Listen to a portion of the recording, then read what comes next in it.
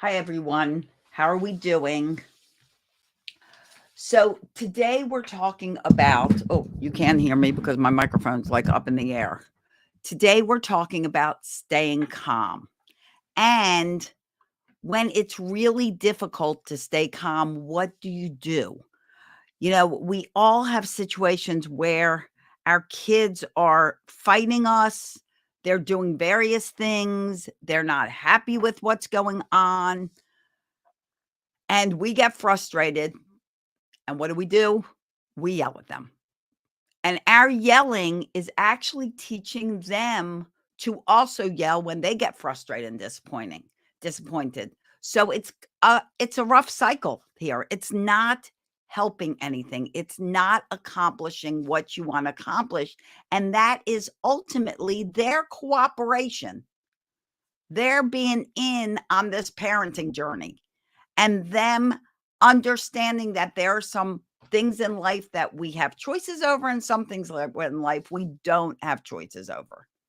And it's very important for us to master this thing called calm. Because if we spend an entire lifetime or the 18 years that you have for the most part raising your child into adulthood, and we're yelling all the time, you are doing detrimental damage to your child's brain. And you will then live with regret.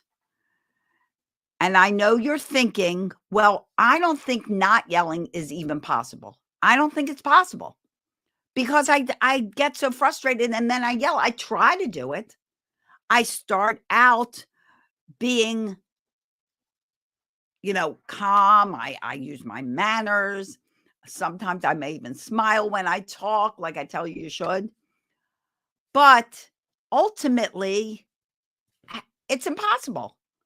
I can't do it. I many clients tell me when they start out on this journey with me that they'll pre-predict what's going to happen.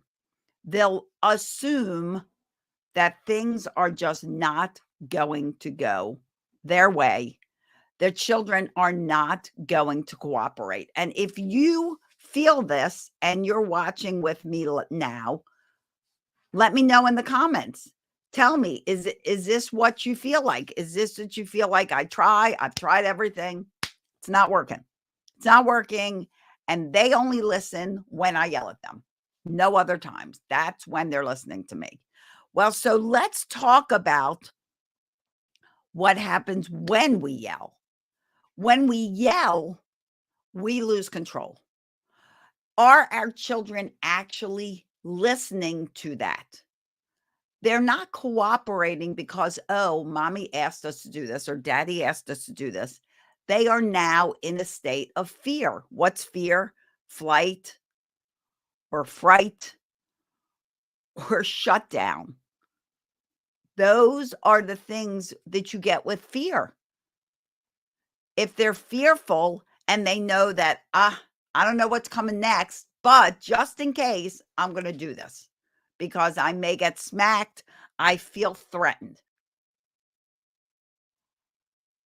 If they're afraid, they may shut down, and that may look like a little kid hiding or going in a place, that you're not, running away and still not doing what they're supposed to do.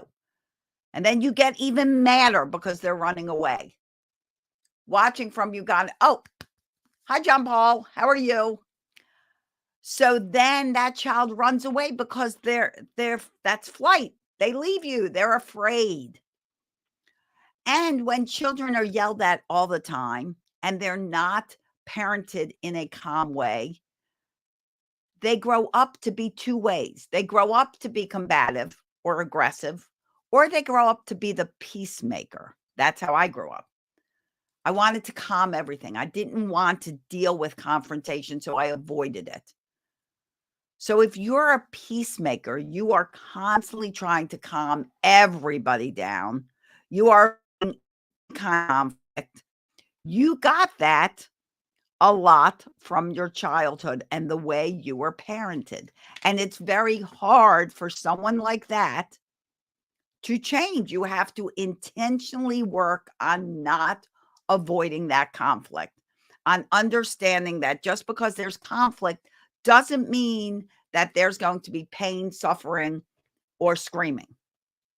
And if you have a partner you're working on that with, you need to work on it together. Because these are things that are ingrained in our brain from childhood. And you're putting those things in there if you're always aggravated and upset and yelling. You are putting those things in there. So what do you do? What do you do instead? You need to learn techniques. One of the things that need to be incorporated in your life is you need self-care. You need to take care of yourself. You need to understand what triggers you and what's triggering your kids. Triggers are huge. There are 4 basic triggers, and that is hunger, thirst, overwhelm, and sleep. If those things are affected, it can cause irritability in us, in our children. What else can trigger? A certain behavior that is redundant and happens day after day after day after day, and you do nothing to resolve it except get aggravated. Why are we doing this again? You need to have routines and schedules in place. And if you're saying, oh, routines don't work in my family, they always work if you stay consistent. If you give up on them too early, they won't work. They won't, because you didn't give it a chance to really get mastered. You didn't give it a chance to become a habit. It has to be the same repetitive steps every morning, every evening. Great places for routines. Morning, before bed, after school. Great places for routines. And if you stick with them and you have it step by step and create that routine with your child, it will eventually get mastered. What you can't do is give up on it. You have to give it a chance to take its place. All these things are going to start increasing cooperation. And you know how you stop yelling? You start removing the need to yell. Yes, things trigger us. Yes, sometimes we have difficulty being in control of our own emotions and reactions, and we have to work on that. We have to take care of our triggers. We have to get good sleep, eat regularly, nourish our thirst, help handle our overwhelm. We have to do that. We need to take breaks when we feel like, oh, this is escalating out of control. We need to give ourselves a timeout. My sweater's falling down. What else can you do to help it? So you're putting in place methods and strategies that get kids to cooperate, not obey. I'm not a huge fan of the word obey. It's fine for animals. It's not fine for children. Children cooperate. They don't obey. So replace obey with cooperate. We give them choices on negotiables, not non-negotiables. Non-negotiables are what they are. There's no choices. You give choices on what's negotiable. 2 at the most. Don't overwhelm them with, like, don't pull out a drawer and say, what do you want to wear? And they've got 9,000 choices. Give them 2. Do you want to wear these green pants or these blue pants? Which ones? Give them choices. It will help empower them, and it will help them to cooperate at times in their journey that don't have choices, that are non-negotiable. You need to be proactive and not reactive. And if you don't know how to become proactive, you need to learn. You need to reach out to someone like me or reach out to someone else. There's a lot of people out there. If you don't connect with me, connect with somebody. You need to learn strategies to put into place. You can get my book, Raising Happy Toddlers, How to Build Great Parenting Skills and Stop Yelling at Your Kids, right there at celiasbooks.com. Right there. There, it says it right there. Those are direct links to Amazon. Okay. Right there. It is a manual. You can look up anything. Or you can decide, well, God forbid this happens. God forbid I get angry and something happens as a result of it. God forbid my kids are affected from me yelling so much. They grow up, they turn to drugs and alcohol. God forbid that happens. God forbid is not a parenting strategy. You don't want to wait till the world falls apart. You don't want to live a life of regret because everything is possible. There's always hope. Everything is possible. And you know what, guys? If you are really concerned about not living a life of regret, removing the I should have done this, I could have done this, why didn't I think of doing that? I'm doing a masterclass on Thursday night at 8 p.m. Eastern Time. Anything is possible, living a life without regret. Wouldn't that be nice? Wouldn't that be nice to get to my age and be proud of the life you lived and think, I'm glad that I went in this direction. I don't regret it. Or waiting till your kids are 16 years old and they're all messed up and they're doing all kinds of terrible things. And you're like, why didn't I get help back then? So many parents will say to me with teenagers, why didn't I find you years ago? Why didn't I do anything about this when they were little? They live with regret. If you want to join the masterclass, it's Thursday night.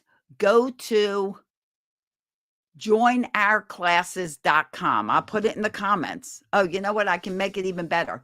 Joinourclasses.com. Hold on. I'm going to make a new one.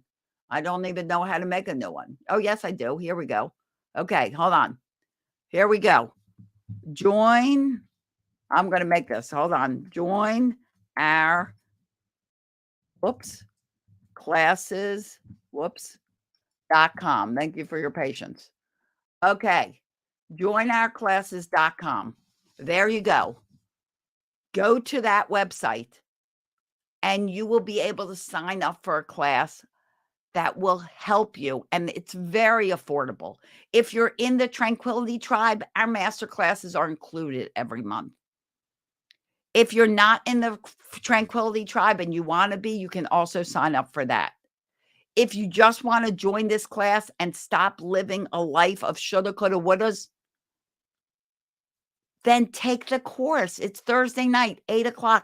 It won't take a lot of your time. The training is about an hour long. It's live with me. This is not a recorded webinar. This is live with me on Zoom, and you get question and answers afterwards. Start taking action on your life. If being a calm parent is too hard, figure out how to be a better calm parent, how to stop yelling, stop the aggression, stop teaching your kids to react in an aggressive, harsh way, because that's what you're doing. You're their role model. And if you scream and yell because you're disappointed, guess what they're going to do when they get disappointed? They're going to scream and yell. Go to joinourclasses.com and join this month's masterclass. How to live without regret. Wouldn't it be nice that you tackle it now? It's never too late. I mean, you can worry about, well, I should have done it sooner, but then that's another should have 2 years from now. I should have just taken time out and taken this course. You can should have all over yourself. I could have done this. I should have done this. I probably in that situation could have done that. Instead of being hard on yourself, get going, get started, start learning.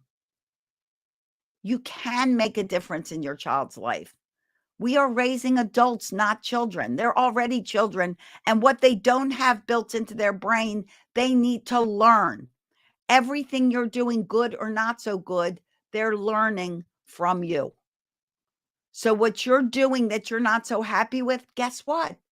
They're going to start doing it. You can be a calm parent. You can be calm. You just have to learn how, and you have to create an overall family dynamic that doesn't require yelling all the time, that really instills cooperation. When you have cooperation, guess what? You're not yelling all the time. When you ask your child once to do something and they actually go do it, they follow through, you remove the need to yell. Most of the reasons people say to me, why why am I a yelling parent? They'll give me 2 reasons. I don't know any other way, and that's when you wanna learn another way. You were raised with a yeller, so that's what you took with you. Isn't it time to end those generational cycles of dysfunction and abuse? Put yes in the comments if it's time to do that. Thank you, Dr. Seema. I appreciate you being here. Thank you, Anupam.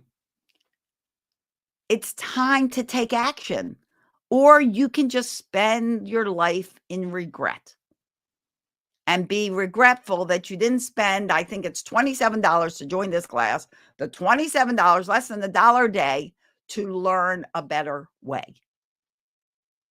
What is more important than investing in you and your child? Making you the best parent you can be, because the best parent you can be will raise the best adult there can be. And imagine an entire generation of great adults. Look at all the insanity in this world. When I hear of all these school shootings and all these other controlling figures around the world that feel like they have to control everything, you know what I think about? I think about what kind of parent raised them that they can take a gun and they're so angry that they would shoot a child. So angry that they would say, you know what? I want your country too. Having my own country is not enough. You're all wrong. You guys need to be eliminated. What kind of person raised that kind of person? We're not going to change this world if we don't change ourselves. If we don't decide, you know what? Being calm is just too hard. It's just plain too hard. So I'm not going to bother. It's worth it to change. Things are hard. Things that are worth it are hard. You have to work at something to make a change. Yes, you can take the easy way out. You can absolutely take the easy way out.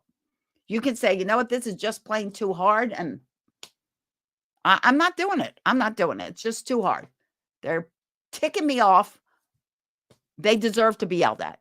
They're making me yell. Nobody's making you yell. Nobody's making you get aggressive. Nobody. You are. And as easy as you can get yourself to yell, you can learn how not to. It is hard. Life can be hard sometimes. It's also a whole lot of fun.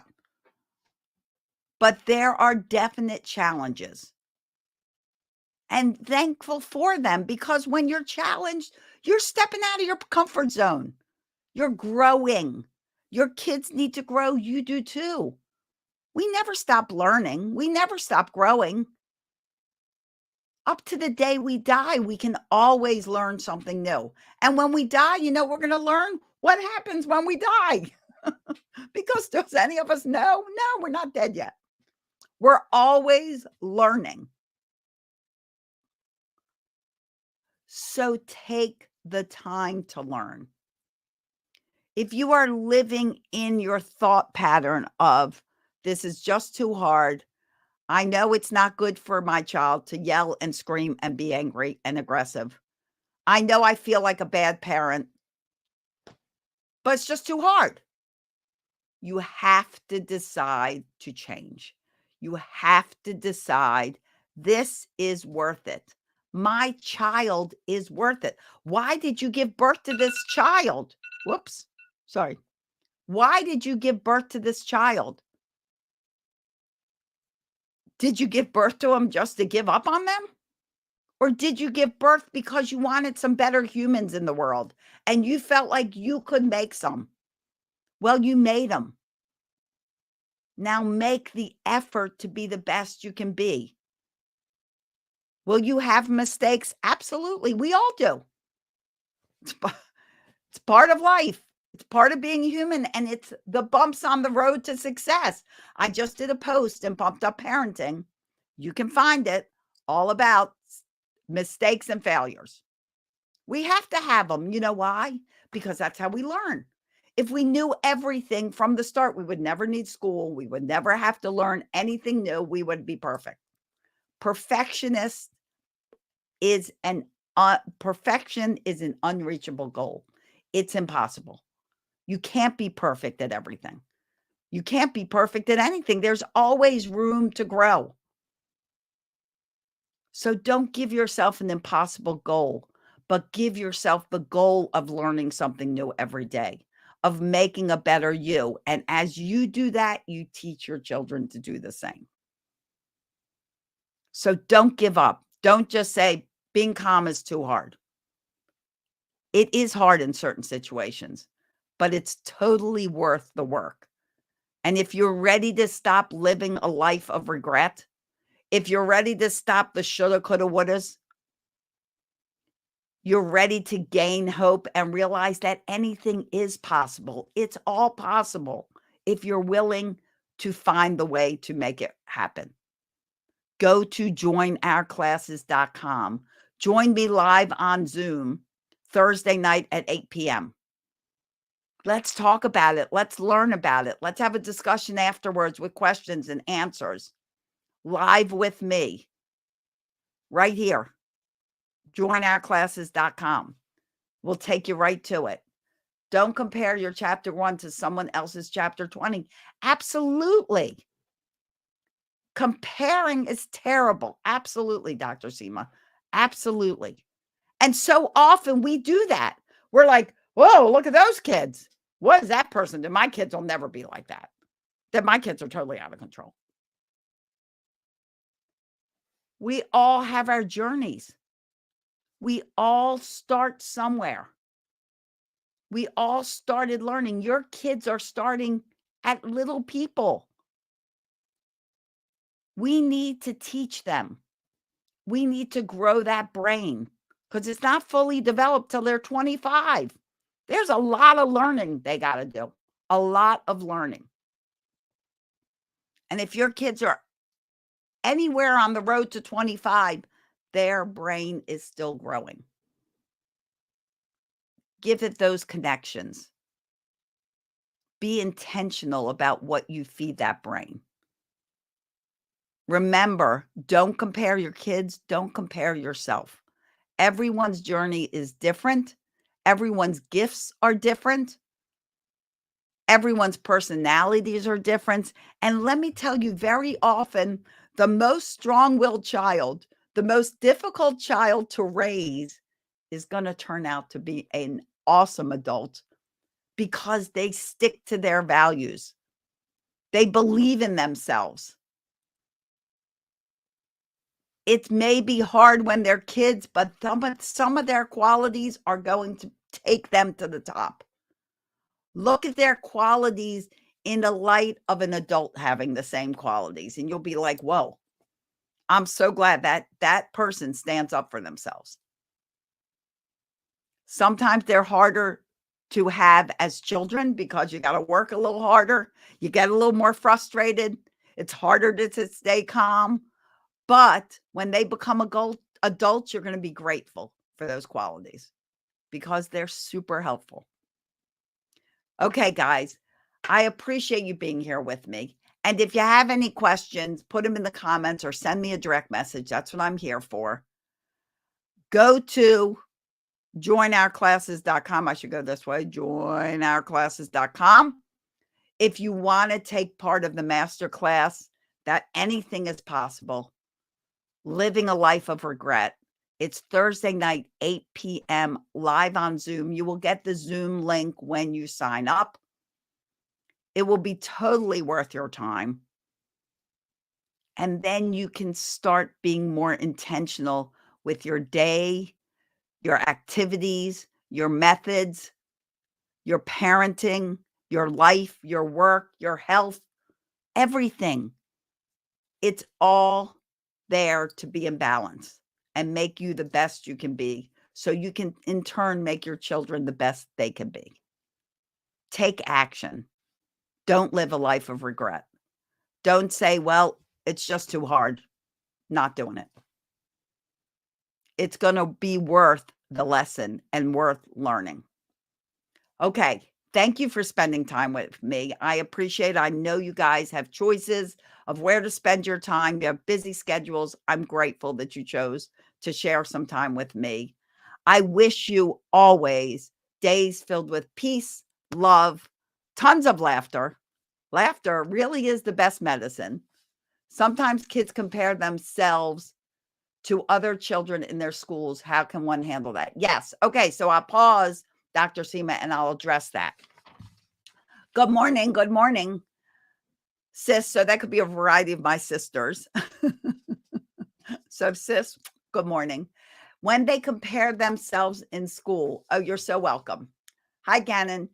Let me tell you how you can handle that before we leave, okay? Because kids they're also hard on themselves and they do compare. And the best way to help them understand is to help children understand that we all have gifts. We're all good at stuff that other people are not good at. And other people are good at stuff that we're not good at. And that's true in life. Yeah, I always thought that I was the dumbest in my family. I always thought I was the guy. I used to joke because when my sisters graduated from college, one graduated cum laude, one graduated cum magna, right? There's magna, there's laude. I told my father, Dad, I'm graduating come May. In May, I'm graduating. And I almost didn't do that. And I've always felt myself to be not a smart person because I lived with literal geniuses. And so I felt kind of inferior. And I felt like I was just kind of stupid. But I grew up to learn that I wasn't that way. And the one day I sat down with my dad and hi, Penny. And my dad sat with me and he said, smarts, brains, genius comes in a variety of forms. He said, you have many friends. You're a positive, wonderful person to be with. You always make people feel better. And he said, that's a gift that I don't have. As smart as I am, I don't have that. I actually have a way of making people feel miserable because of the way I was raised and the way I grew up. And the things I didn't do to make my personality a little friendlier. So helping kids realize that they all have gifts. A good exercise for you, for Dr. Seema, for you to give the kids is ask them all to write down what they like about themselves. Write down 5 things that you like about yourself. Now write down 5 things that you're good at. And then share them in the class so that everybody can find out, whoa, you are good at that. Oh, and you're good at that. And you know what they can do is they can ask each other for help in those areas. You could say, you know what, we've made an entire community here of people that are good at different things. And when you have a community of people that are good at different things, you have everything in one. You bring all those specialties together and you can achieve greatness. So bring them together. Let them realize where their gifts are. Let them share their gifts and let them find out where they can get help and reach a goal. And then have them all create a goal they want to create and see how everyone's contribution reaches success. So I hope that helped, Dr. Seema. Thank you for your question. Okay, guys, I'm going to head out. I appreciate you being here. Share this out if you know people that can use some help. Join me on our class of Anything is Possible, Living a Life Without Regret on Thursday. Good. I'm so glad it helped, Dr. Seema. I hope you're having a wonderful day. I appreciate you joining me. And if you want to join, go to joinourclasses.com right there. It's opposite there. And in the meantime, guys, I wish you days filled with peace, love, tons of laughter. Remember, laughter really is the best medicine. Crack jokes, have fun. And I'll see you here next time in Pumped Up Parenting and Around the Web. Bye-bye, everyone.